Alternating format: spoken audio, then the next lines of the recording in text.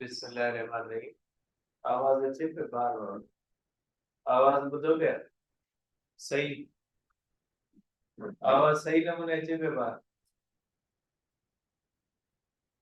देखिए बेटा, जो है वो रात भी आपको मैंने मैसेज किया था कि आपको अगर एग्जाम की वजह से ऑनलाइन जाना है तो आप एप्लीकेशन देके आप फादर की एनआईसी की जो है वो कॉपी लगा दें, ताकि आपके फादर को पता लगे कि आप यहाँ से निकल गए। क्योंकि ऐसा भी हो रहा है कि बहुत सारे बच्चे ऑनलाइन करवाने के बाद हॉस्टल के ऊपर जो है वो बैठे होते हैं। अगर आप फादर से एनआईसी लोगे तो उसको जाहिर है वो आपसे पूछेगा। अगर नहीं पूछेगा तो फिर आपका बाप का और बेटे का मसला होगा, फिर हमारा मसला नहीं होगा। ठीक है, तो इसलिए जो भी जाना चाहता है एग्जाम की वजह से तो वो भले बेशक चला जाए, उसको जीटी का जो है वो कोड दे दिया जाएगा, जो 19 के ऊपर जो जीटी है वो भले ऑनलाइन जीटी दे दे, लेकिन एक प्रोसेस है, वो आप कर लीजिएगा। जो जाना चाहता है बिल्कुल चला जाए। देखिए बेटा, हमने कल डिस्कस किया था ब्लैक बॉडी रेडिएशन कर्व्स के बारे में डिस्कस किया था कि ब्लैक बॉडी रेडिएशन कर्व्स क्या होते हैं, या ब्लैक बॉडी रेडिएशन कर्व्स की प्रॉपर्टीज क्या होती है। तो देखिए बेटा, उसमें पहली बात हमने ये डिस्कस की थी कि अगर ब्लैक बॉडी का हम स्पेक्ट्रम बनाते हैं तो ब्लैक बॉडी का जो स्पेक्ट्रम बनता है वो एक कंटिन्यूअस स्पेक्ट्रम बनता है, और ब्लैक बॉडी का जो रेडिएशन कंटिन्यूअस बनता है। हाँ, बार घटे थोड़ा आवाज बढ़ाई, वो तो वो पूछो बेन नमरा बस बस। सही है, हाँ सही है बाबा। और दूसरी बात जो हमने पढ़ी थी कि ब्लैक बॉडी रेडिएशन कर्व्स का जो ग्राफ, जो स्पेक्ट्रम कंटिन्यूअस होता है, उसका मकसद है कि ब्लैक बॉडी जो होती है वो हर किस्म की रेडिएशन को इमिट करती है। और तीसरी बात जो हमने पढ़ी थी कि किसी भी टेम्परेचर पे ब्लैक बॉडी में जितनी भी रेडिएशन निकलती है उसमें एक पर्टिकुलर वेवलेंथ होती है, और वो वेवलेंथ रिलेटेड होती है टेम्परेचर से। जो 80 से 90% वो एक वेवलेंथ होती है, बाकी उसमें से डिफरेंट वेवलेंथ्स इमिट होती है। और जो चौथी चीज हमने पढ़ी थी वो ये थी कि किसी भी टेम्परेचर पे निकलने वाली जो ज्यादा से ज्यादा वेवलेंथ होती है, जिसको हम लेम्डा मैक्सिमम कहते हैं, lambda maximum is inversely proportional to the temperature, ये हमने बताया था वेन्स डिस्प्लेसमेंट लॉ। और जो पांचवी चीज हमने पढ़ी थी वो ये थी कि अगर ब्लैक बॉडी में से निकलने वाली रेडिएशन की टोटल इंटेंसिटी हम देखना चाहें तो टोटल इंटेंसिटी हमें बताती है जो है वो Stefan's Boltzmann law. Stefan's Boltzmann law कहता है कि टोटल इंटेंसिटी अगर आप जानना चाहते हैं तो ग्राफ में से अगर आप निकालना चाहते हैं तो ग्राफ में होती है एरिया अंडर कर्व, और अगर फार्मूले से आप निकालना चाहते हैं तो energy is equal to sigma into temperature power 4। तो ये ब्लैक बॉडी रेडिएशन कर्व्स का हमने जो है वो एक्सप्लेन जो है वो प्रॉपर्टीज पढ़ी थी। आज हम डिस्कस करेंगे बेटा, ठीक है। आज हम डिस्कस करेंगे उसकी एक्सप्लेनेशन को, कि इसकी एक्सप्लेनेशन क्या होती, ठीक है। कि ब्लैक बॉडी रेडिएशन जो कर्व्स हैं इसको हम एक्सप्लेन करने की कोशिश करते हैं कि ब्लैक बॉडी में से रेडिएशन इमिट क्यों होती है। अगर रेडिएशन इमिट होती है तो उसमें से 80 से 90% जो होती है वो एक किस्म की रेडिएशन क्यों होती है, इस चीज को एक्सप्लेन हम करने की कोशिश करते हैं। इससे पहले वो पॉइंट्स जो हमने पढ़ी थी उसको थोड़ा सा रिवाइज कर देते हैं। पॉइंट्स लिखी हुई है, आपके माइंड में रहे ताकि एक्सप्लेन करना इसको हमारे लिए आसान हो जाए। ठीक है, ये जो होती है बेटा ये कुछ पॉइंट्स हैं जो हम कल डिस्कस कर चुके हैं बेटा। इन पॉइंट्स को ये कल हम पढ़ चुके हैं बेटा, ब्लैक बॉडी रेडिएशन कर्व्स के बारे में कुछ पॉइंट्स बेटा। कि ब्लैक बॉडी का जो कर्व होता है बेटा, जो स्पेक्ट्रम होता है, ये कौन सा होता है बेटा? कंटीन्यूअस स्पेक्ट्रम में black body radiation covers a continuous spectrum of wavelengths, meaning it emits radiation at all wavelengths. इसका शेप होता है, the shape of the black body radiation curves depends only on the temperature of emitting object. As the temperature increases, the curve shifts to the shorter wavelengths and becomes more intense. More intense का मकसद है area under curve भी क्या होती है? बढ़ती है। Universality है बेटा, ये जो हमने ये ब्लैक बॉडी रेडिएशन जो कर्व है आप देख सकते हैं बेटा, ये जो ब्लैक बॉडी रेडिएशन जो कर्व्स हैं, ये सिर्फ ब्लैक बॉडी के ऐसे नहीं बनते। अगर आप लोहे को गर्म करोगे ना तो भी उसके कर्व ऐसे ही बनेंगे। लोहे में से भी हर किस्म की रेडिएशन एमिट होगी और किसी भी स्पेसिफिक टेम्परेचर पे एक ऐसी वेवलेंथ होगी जो उसमें सबसे ज्यादा एमिट हो रही होगी। जैसे यहाँ पे आप देख सकते हैं बेटा कि यहाँ पे अगर टेम्परेचर आप करते हो बेटा 3000 तो लेमडा मैक्सिमम ये है। अगर आप टेम्परेचर करते हो 4000 तो लेमडा मैक्सिमम ये है बेटा। अगर आप टेम्परेचर करते हो 5000 तो लेमडा मैक्सिमम रेड कलर की हो जाती है। अगर टेम्परेचर 6000 होगा तो लेमडा मैक्सिमम किस कलर की होगी? येलो कलर की।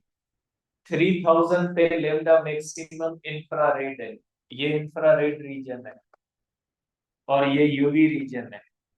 जो 3000 पे जो रेडिएशन निकलती है उसका ज्यादा हिस्सा किसका होता है? इंफ्रारेड का। और देखें विजिबल बॉडी थोड़ी है, अगर आप इसकी लाइनें बना ले बेटा, ये 3000 की लाइन है बेटा, ये है 4000 की लाइन बेटा, और ये होती है बेटा 5000 की लाइन, ये होती है बेटा 6000 की लाइन। आप देख सकते हैं बेटा जो 3000 है उसमें ज्यादा से ज्यादा रेडिएशन किसकी है? इंफ्रारेड की। और विजिबल बहुत ही थोड़ी है। 4000 पे बेटा इंफ्रारेड भी है, विजिबल भी है, और अल्ट्रा वायलेट जो है वो थोड़ी है। 5000 पे अल्ट्रा वायलेट भी बड़ी है, विजिबल भी ज्यादा बड़ी है, इंफ्रारेड भी बड़ी है। और 6000 पे अल्ट्रा वायलेट भी बड़ी है, विजिबल भी बड़ी है, और इंफ्रारेड भी बड़ी है। ठीक है, तो यूनिवर्सलिटी है, black body radiation curves are universal, meaning they apply to any object in thermal equilibrium regardless of its composition of the structure. Distribution है बेटा, the curves follow Planck's distribution, ये आज बता, ये पॉइंट आज डिस्कस करता हूँ। Peak wavelength and temperature dependence बेटा, the energy distribution is not uniform, ये कल हमने डिस्कस किया है कि इसमें जो जितनी भी वेवलेंथ्स निकलती है सब की सब वेवलेंथ्स इक्वल इंटेंसिटी वाली नहीं निकलती है। And at a particular temperature the curve has a peak wavelength lambda maximum, the curve shifts to the shorter wavelengths higher energies as the temperature increases. जैसे जैसे टेम्परेचर इंक्रीज होगा wavelengths क्या होती जाएंगी? शॉर्टर वेवलेंथ्स हो जाएंगी। ये चीजें हमने डिस्कस की है। आज हम डिस्कस करते हैं बेटा explanation on the basis of classical theory बेटा।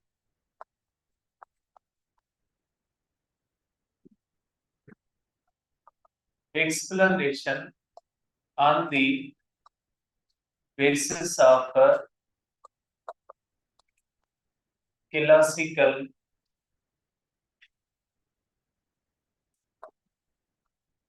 Classical wave theory means Maxwell's electromagnetic wave theory बेटा। अब देखिए बेटा हम इसको एक्सप्लेन करने की कोशिश करते हैं कि किसी भी बॉडी से रेडिएशन एमिट क्यों होती है। पहली चीज हम ये देखने की कोशिश करेंगे कि किसी भी बॉडी से जो रेडिएशन एमिट होती है वो क्यों होती है। तो ये आप कह सकते हैं इसको आप रेले जीन्स लॉ, रेले जीन्स लॉ बेटा, रेले जीन्स लॉ है बेटा। अब ये जो रेले जीन्स लॉ है ये आपको एक्सप्लेनेशन देता है कि ब्लैक बॉडी रेडिएशन में से, ब्लैक बॉडी से जो रेडिएशन एमिट होती है वो क्यों होती है, और वो रेडिएशन अगर एमिट होती है तो उसमें से एक स्पेसिफिक जो है वो वेवलेंथ सबसे ज्यादा क्यों होती है, या इसकी एनर्जी जो होती है वो किस चीज पे डिपेंड करती है, इन चीजों के बारे में ये डिस्कस करती है। लेकिन ये जो एक्सप्लेनेशन थ्योरी देती है ये ऑन द बेसिस ऑफ जो है वो मैक्सवेल्स वेव थ्योरी देती है। अब इस थ्योरी के मुताबिक जब आप ब्लैक बॉडी को गर्म करते हो, सपोज करें ये हमारे पास एक ब्लैक बॉडी है, इस थ्योरी के मुताबिक जब हम ब्लैक बॉडी को गर्म करते हैं बेटा, आपको पता है बेटा ब्लैक बॉडी में से, अब इसको मैं इस तरह से सिंपल तरीके से बनाता हूँ कि सपोज करें ये हमारे पास एक ब्लैक बॉडी है बेटा, और ये इसकी कैविटी और अंदर से खाली है। तो इस थ्योरी के मुताबिक जब आप किसी भी चीज को गर्म करते हो तो इसके अंदर होते हैं एटॉमिक ऑसिलेटर, क्योंकि आपको पता है कि 0 केल्विन से अबोव अगर किसी भी बॉडी का टेम्परेचर है तो उस बॉडी के जो एटम्स होते हैं वो वाइब्रेटरी मोशन में होते हैं। तो ये थ्योरी कहती है कि जब किसी भी बॉडी का टेम्परेचर अबोव 0 केल्विन होता है तो अबोव केल्विन होने की वजह से उसके एटम्स जो होते हैं वो हार्मोनिक मोशन में होते हैं, और अगर एटम्स हार्मोनिक मोशन करेंगे तो एटम्स चार्जेस के बने हुए होते हैं, तो चार्जेस भी क्या करेंगी, हार्मोनिक मोशन करेंगी, और चार्जेस की हार्मोनिक मोशन की वजह से मैक्सवेल की वेव थ्योरी कहती है कि अगर कोई भी चार्ज ओसिलेट करेगी तो उसमें से इलेक्ट्रोमैग्नेटिक वेव्स इमिट होंगी। और यही वजह है कि कोई भी चीज जो होती है उसमें से थर्मल रेडिएशन इमिट होती है। तो ये थ्योरी आपको रीजन देती है, आपको रीजन बताती है कि किसी भी चीज के में टेम्परेचर की वजह से रेडिएशन इमिट क्यों होती है। तो इस थ्योरी के मुताबिक हर बॉडी जो होती है उसका टेम्परेचर जब 0 केल्विन से अबोव होता है तो उस बॉडी के अंदर जो एटॉमिक होते हैं वो ओसिलेट करते हैं, एटम्स जो होते हैं वो ओसिलेट करते हैं, और एटम्स के ओसिलेट करने की वजह से उसके एटम्स के अंदर जो चार्जेस होती हैं वो ओसिलेट करती है, और चार्जेस के ओसिलेट करने की वजह से मैक्सवेल की थ्योरी कहती है कि जो चार्ज ओसिलेट करेगी वो एक्सीलेटेड होगी, और एक्सीलेटेड जो चार्ज होगी वो हमेशा इलेक्ट्रोमैग्नेटिक वेव्स इमिट करती है, और थर्मल रेडिएशन में भी इलेक्ट्रोमैग्नेटिक वेव्स ही इमिट होती हैं, क्योंकि इंफ्रारेड भी इलेक्ट्रोमैग्नेटिक वेव है, विजिबल भी इलेक्ट्रोमैग्नेटिक वेव है, अल्ट्रावायलेट भी इलेक्ट्रोमैग्नेटिक वेव है। तो आप कहोगे कि पहली पॉइंट कौन सी हुई कि radiation radiation is emitted due to atomic oscillators, atomic oscillators present in body बेटा, ठीक है। अकॉर्डिंग टू इक्विपार्टीशन थ्योरम, इसने इक्विपार्टीशन थ्योरम इस्तेमाल किया था।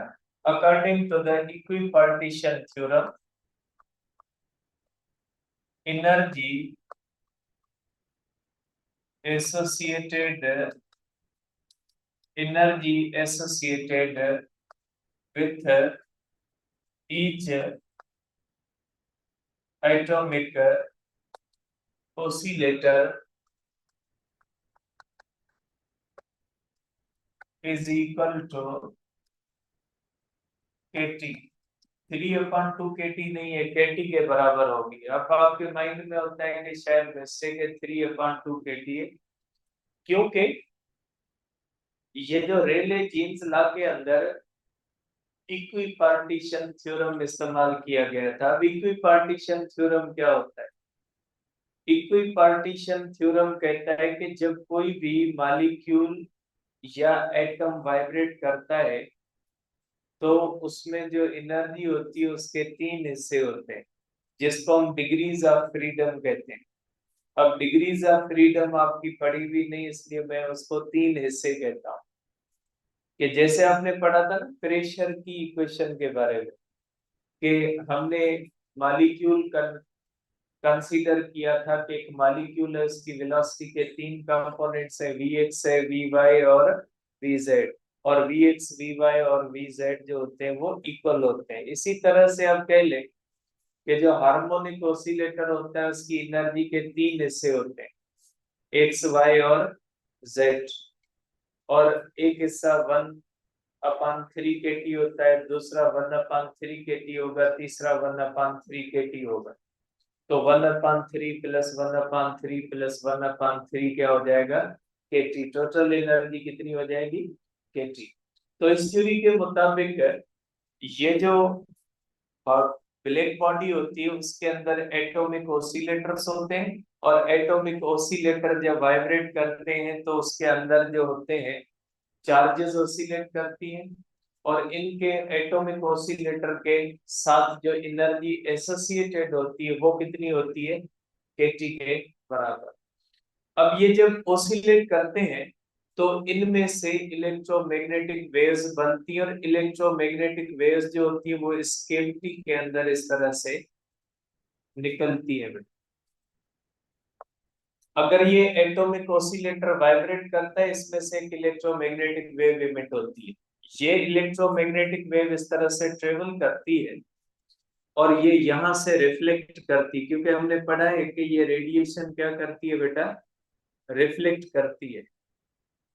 और आपको पता है इंसिडेंट रेडिएशन और रिफ्लेक्टेड रेडिएशन एक दूसरे के साथ स्टेशनरी वेव्स बनाती है। बेटा आपने स्टेशनरी वेव्स पढ़ी है ना, कि अगर ये इस तरह से एक स्ट्रिंग है, इस स्ट्रिंग के अंदर अगर हम इस तरह से वेव बनाते हैं बेटा,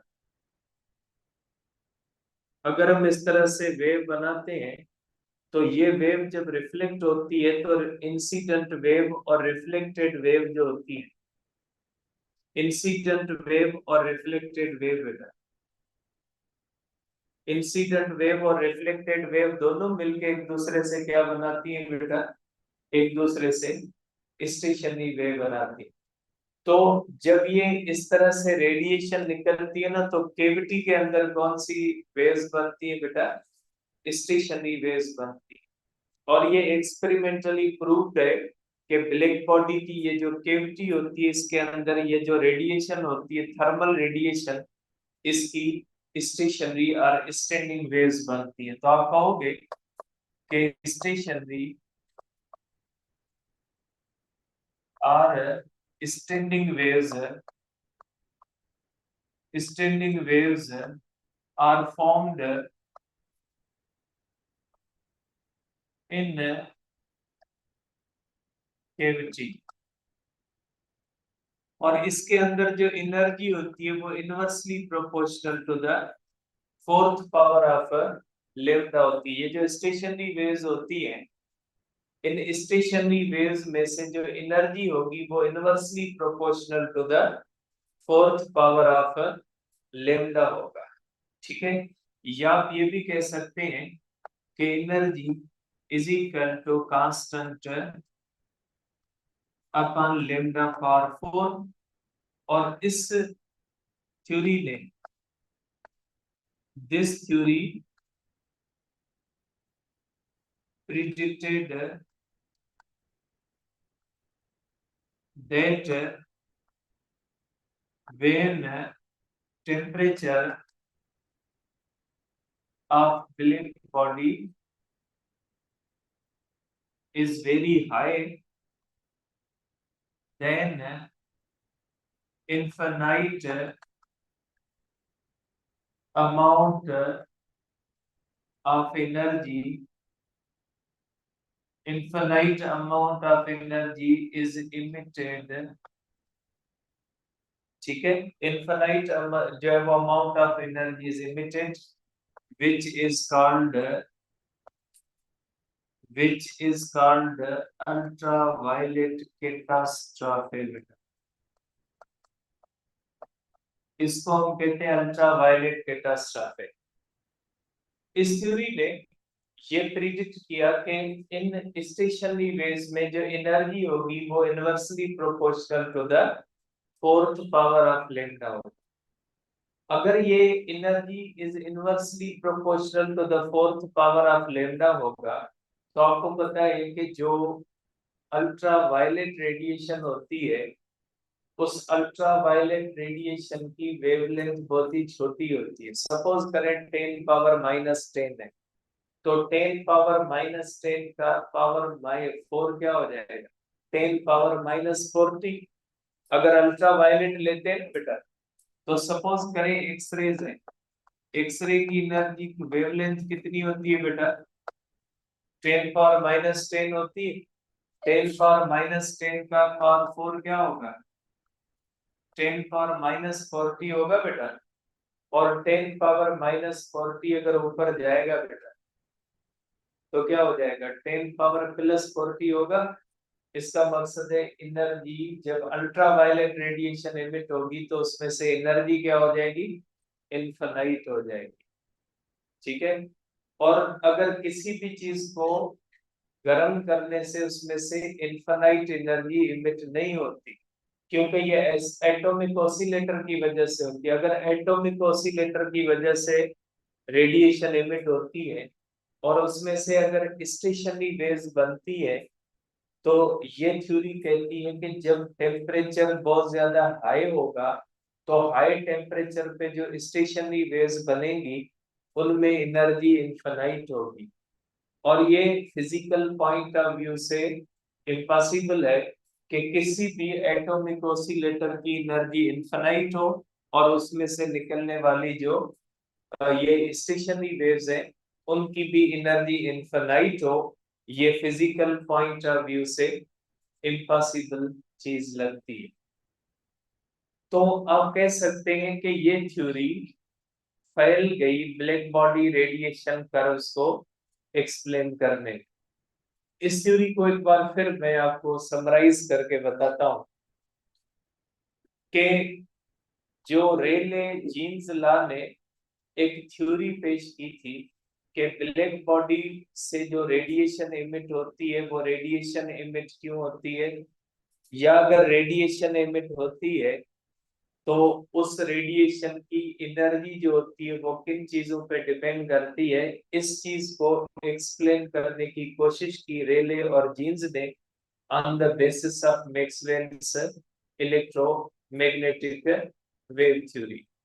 और इन लोगों ने ये एक्सप्लेनेशन दी कि जब किसी भी बॉडी को हम गर्म करते हैं तो उस बॉडी के जो एटम्स होते हैं वो ऑसिलेट करते हैं और एटम्स के ऑसिलेट करने की वजह से मैक्सवेल की थ्योरी कहती है कि एटम्स के अंदर चार्जेस होती हैं और एटम्स अगर ऑसिलेट करेंगे तो चार्जेस ऑसिलेट करेंगी और चार्जेस अगर ऑसिलेट करेंगी तो उसमें से इलेक्ट्रोमैग्नेटिक वेव्स निकलेंगी। तो इन्होंने रीजन ये बताया कि किसी भी बॉडी से टेम्परेचर की वजह से रेडिएशन इमिट इसलिए होती है क्योंकि जो एटॉमिक ऑसिलेटर्स होते हैं उसके अंदर चार्जेस होती हैं, चार्जेस के ऑसिलेट करने की वजह से इलेक्ट्रोमैग्नेटिक रेडिएशन इमिट होती है। और ये जो इलेक्ट्रोमैग्नेटिक रेडिएशन होती है ये ब्लैक बॉडी की कैविटी के अंदर स्टेशनरी वेव्स बनाती है। ये इफेक्ट है इस थ्योरी की। ये दोनों चीजें सही है कि ये जो रेडिएशन इमिट होती है वो ऑसिलेटर की वजह से इमिट होती है और ये जो ब्लैक बॉडी की जो कैविटी होती है, इसके अंदर ये जो रेडिएशन है ये स्टेशनरी वेव्स बनाती है। और इन्होंने इक्वी पार्टीशन थ्योरम इस्तेमाल किया, और इक्वी पार्टीशन थ्योरम के मुताबिक हर ओसिलेटर के साथ जो एनर्जी एसोसिएटेड होती है वो कितनी होती है, kT, means energy associated is function of temperature. और ये भी एक्सपेरिमेंट आपको बताता था कि ब्लैक बॉडी में से निकलने वाली जो रेडिएशन है उसकी एनर्जी किसके साथ रिलेटेड है, टेम्परेचर। मींस ये तीसरी चीज भी इनकी कि एनर्जी एसोसिएटेड विद ये टेम्परेचर के साथ एसोसिएटेड है। लेकिन ये थ्योरी इन दो चीजों का जवाब देने में नाकाम गई कि अगर रेडिएशन इमिट होती है, चले एटॉमिक ऑसिलेटर की वजह से इमिट होती है, तो ब्लैक बॉडी में से स्पेसिफिक टेम्परेचर पे ज्यादा से ज्यादा एक किस्म की वेवलेंथ इमिट क्यों होती। अगर ये डायरेक्टली प्रोपोर्शनल टू टेम्परेचर है तो जितने भी ऑसिलेटर हैं एक स्पेसिफिक टेम्परेचर पे, उन सब की जो मोशन होनी चाहिए वो क्या होनी चाहिए, एक जैसी होनी चाहिए। और अगर एक जैसी मोशन होनी चाहिए तो उसमें से एक किस्म की रेडिएशन इमिट होनी चाहिए, लेकिन एक किस्म की रेडिएशन इमिट नहीं होती। तो कुछ चीजें ऐसी थी जिनको एक्सप्लेन करने में ये थ्योरी नाकाम गई। तो आप कह सकते हैं कि classical theory classical theory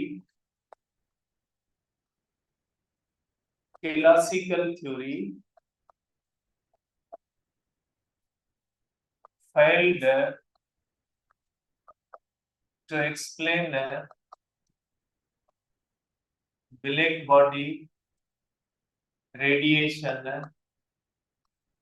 curves radiation curves को बेटा ये एक्सप्लेन करने में नाकाम गई। और इस थ्योरी ने एक अजीब सूरत जनरेट की कि जब किसी भी चीज का टेम्परेचर हाई होगा तो उसमें से निकलने वाली एनर्जी इनफाइनाइट हो जाएगी। तो न एटॉमिक ऑसिलेटर की एनर्जी इनफाइनाइट हो सकती है, और न ही किसी बॉडी में से गर्म करने से एनर्जी इनफाइनाइट हो सकती है। अब इस चीज को एक्सप्लेन किया बेटा कलाम्स क्वांटम थ्योरी ने।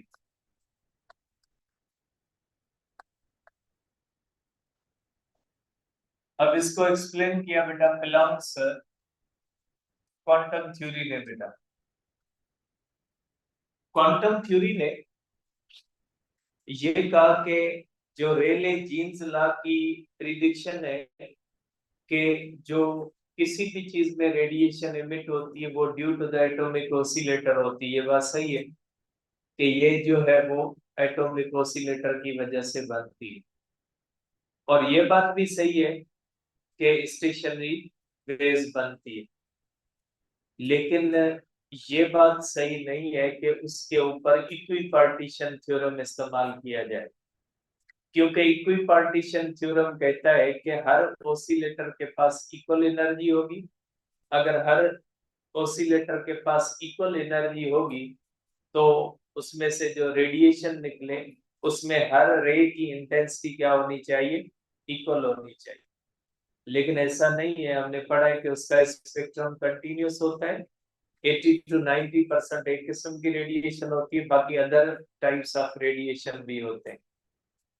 तो मैक्सवेल ने इक्वी पार्टीशन थ्योरम को इस्तेमाल नहीं किया, इसने किया जो है वो मैक्सवेल बोल्ट्जमैन या प्लांक बोल्ट्जमैन डिस्ट्रीब्यूशन को इस्तेमाल किया बेटा। ठीक है, इन्होंने जो इस्तेमाल किया बेटा,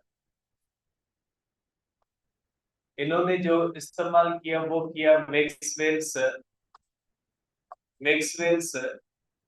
बोल्ट्जमैन बोल्ट्जमैन डिस्ट्रीब्यूशन।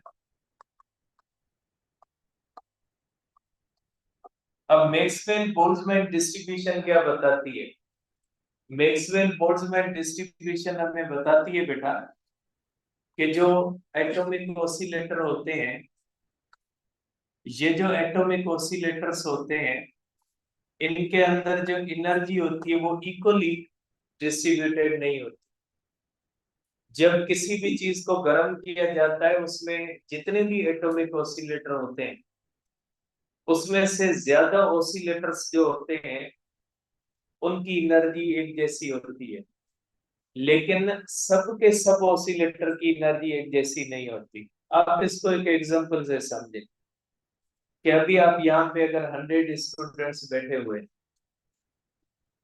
तो इक्विपार्टीशन थ्योरम के मुताबिक आप सबकी इफिशिएंसी एक जैसी है।